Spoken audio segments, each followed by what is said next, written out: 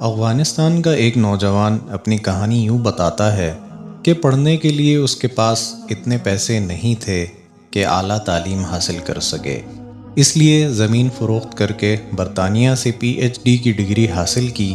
واپس کابل آیا، سوچ رہا تھا اتنا سارا پڑھ لیا ہے، اب تو صدر کے بعد سب سے بڑی کرسی مجھے ہی ملے گی۔ بہرحال کافی عرصہ نوکری کے لیے دفتروں کی خاک چھانی، نوکری نہیں ملی۔ زندگی گزارنے کی خاطر کچھ نہ کچھ تو کرنا ہی تھا، اس لیے ایک کار سروس اسٹیشن کھولا۔ رشتہ داروں نے خوب مذاق اڑایا کہ جب یہی کام کرنا تھا تو پی ایچ ڈی کیوں کی، مگر میں اپنے آپ کو اور گھر والوں کو تسلی دیتا رہا کہ سب بہتر ہو جائے گا۔ سروس اسٹیشن بہت خستہ حال تھا، شیشوں کی بجائے پلاسٹک کا سہارا لیا۔ کابل کی یخ بستہ اور تند و تیز ہوائیں آئے روز پلاسٹک اڑا لے جاتی اور مجھے ہر روز نئے پلاسٹک خریدنے پڑتے۔ چچا زاد بھائیوں کو میرے نئے کام سے کافی راحت محسوس ہوتی تھی۔ آئے روز خوبصورت کاریں لاتے اور مجھ سے دھلواتے تھے۔ اگرچہ میرے ساتھ اور بھی لوگ کام کرتے تھے، مگر ان کی کاریں ہمیشہ میں خود صاف کیا کرتا۔ سخت سردی کا موسم تھا، کابل کی ٹھنڈی ہوائیں جسم کے آر پار گزرتی تھیں۔ میں پلاسٹک والی کھڑکی سے باہر کا منظر دیکھ رہا تھا۔ چچا زاد آئے، گاڑی کھڑی کی اور صفائی کا کہا۔ گاڑی اندر سے پوری طرح گوبر اور گھاس سے بھری پڑی تھی۔ خدا جانے، مگر میرا گمان یہ تھا کہ یہ انہوں نے خود ہی جان بوجھ کے گندی کی ہے تاکہ میں صاف کروں اور وہ دیکھ کر راحت پائیں۔ میرے ساتھ کام کرنے والے گاڑی کی طرف لپکے، میں نے انہیں منع کیا۔ مطلب یہ تھا کہ اب چچا زاد بھائی ہے، وہ تو صرف اس لیے آئے ہیں کہ مجھے صفائی کرتے ہوئے دیکھیں۔ میں نے بھائی کو بٹھایا اور ان کے لیے چائے کا آرڈر دیا اور خود گاڑی کو صاف کرنے لگا۔ کام بہت سخت تھا، میری آنکھیں بھر آئیں، مگر کام کرتا رہا۔ وہ چائے کا کپ ہاتھ میں پکڑے باہر آئے اور کہا، اچھی طرح صاف کرنا، اگر سچ پوچھئے تو بہت ہی کٹھن حالت تھی، مگر میں نہیں چاہتا تھا کہ بھائی کی امیدوں پر پانی پھیروں۔ ایک دن میں اپنے روز کے کام میں مشغول تھا۔ میں نے ایک کار اچھی طرح دھوئی۔ کار کا مالک کافی مضطرب تھا۔ میں نے سوچا شاید گاڑی اچھی طرح صاف نہیں ہوئی ہے، اسی لیے پریشان ہے۔ میں نے پوچھا، بھائی کیا بات ہے، آپ اتنے پریشان کیوں ہیں؟ کہنے لگا، میں طالب علم ہوں اور میرا کل امتحان ہے، مگر تیاری بالکل بھی نہیں، اوپر سے میرے استاد کی طبیعت بہت زیادہ خراب ہے، وہ پڑھا بھی نہیں سکتے۔ عجیب بات یہ تھی کہ وہ معاشیات کا طالب علم تھا اور دوسری طرف میں نے معاشیات میں ہی پی ایچ ڈی کر رکھی تھی۔ میں نے پوچھا، کس مضمون کا پرچہ ہے؟ اس نے کہا، اکاؤنٹنگ کا۔ میں نے کہا، تم سامنے اس روم میں جاؤ، میں آتا ہوں۔ میں نے اسے 6 ماہ کا سبق 15 منٹ میں سمجھا دیا۔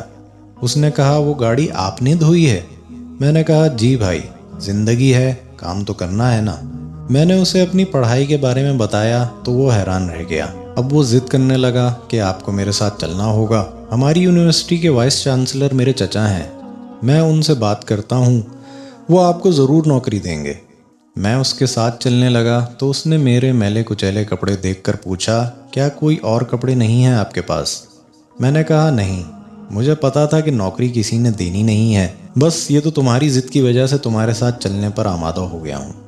گیلے کپڑے زیب تن کیے ہوئے میں وی سی آفس کے ایک کونے میں کھڑا ہو گیا۔ آفس میں قیمتی فرنیچر رکھا ہوا تھا، مگر میرا دل نہیں مان رہا تھا کہ اس پہ بیٹھ کر اسے خراب کروں۔ وی سی مجھے مستری سمجھے۔ میں نے ایک کپڑا لیا، صوفے پر رکھا اور پھر بیٹھ گیا۔ طالب علم نے میری کہانی انہیں سنائی۔ انہوں نے تمسخرانہ نظروں سے مجھے گھورا۔ جان چھڑانے کی خاطر انہوں نے کہا، تم ڈیمو کے لیے تیاری کرو، ہم تمہیں کال کریں گے۔ میں نے کہا، میں ابھی بھی ڈیمو کے لیے تیار ہوں، دوبارہ ڈیمو دینے آؤں گا تو میرے کام کا حرج ہوگا۔ انہیں میرا یہ انداز اچھا نہ لگا، مگر پھر بھی انہوں نے فون اٹھایا، سیکرٹری سے کہا، سب ٹیچرز کو اس کلاس روم میں بلاؤ، کہو کہ ڈیمو ہے۔ انہوں نے مجھے ایک مارکر پکڑایا تو میں نے 2 مارکر اور مانگ لیے۔ کلاس پوری طرح بھری تھی۔ میں نے سلام کیا، میرے کپڑے دیکھ کر طلبہ مسکرا رہے تھے۔ حکم ہوا آپ ڈیمو شروع کریں۔ میں نے کہا کس موضوع پر لیکچر دوں؟ کہا آپ کی مرضی۔ میں نے معاشیات کے 10 موضوعات بورڈ پر لکھے۔ میری خوبصورت لکھائی بورڈ پر کافی بھلی دکھائی دے رہی تھی۔ میں نے کہا اس میں کون سے موضوع پر بات کروں؟ انہوں نے دوسرے نمبر والا ٹاپک چوز کیا۔ میں نے اس موضوع کو مزید کلاسیفائی کیا۔ اب ان کی طرف دیکھ کر کہا ان میں سے کون سا موضوع ٹھیک رہے گا؟ میری لکھائی سے پورا بورڈ بھر گیا، بلکہ ساتھ جڑے 2 اور بورڈ بھی بھر گئے۔ اچانک تالیاں بجنے لگیں۔ میں نے مڑ کے پیچھے دیکھا تو پوری کلاس کھڑی تالیاں بجا رہی تھی اور ان کے سامنے میں میلے کپڑوں میں کھڑا تھا۔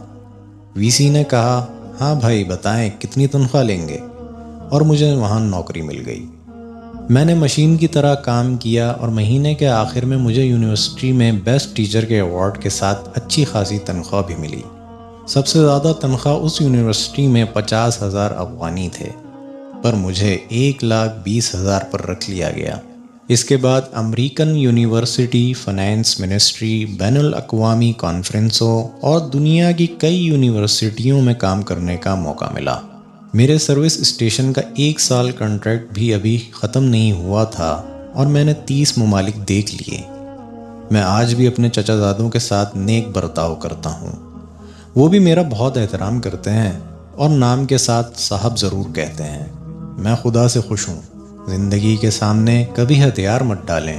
زندگی کی بہت ساری جہتیں ہیں، ہمیشہ آنے والے کل کے لیے پر امید رہیں۔ کبھی کوئی کام کرتے ہوئے شرمائیں نہیں۔ زندگی میں کوئی کام چھوٹا اور بڑا نہیں ہوتا، البتہ کام کے طریقے چھوٹے اور بڑے ضرور ہوا کرتے ہیں۔ اگر کام چھوٹے بڑے ہوتے تو سرکار دو جہاں، فخر دو عالم حضرت محمد مصطفیٰ احمد مجتبیٰ صلی اللہ علیہ وآلہ وسلم کبھی بکریاں نہ چراتے اور خود گھر کے کاموں میں امہات المومنین کا ساتھ نہ دیا کرتے۔ زندگی سے امید رکھیں اور اللہ تعالیٰ پر توکل۔ انشاءاللہ آپ کی محنتوں کا صلہ آپ کو ضرور مل کر رہے گا۔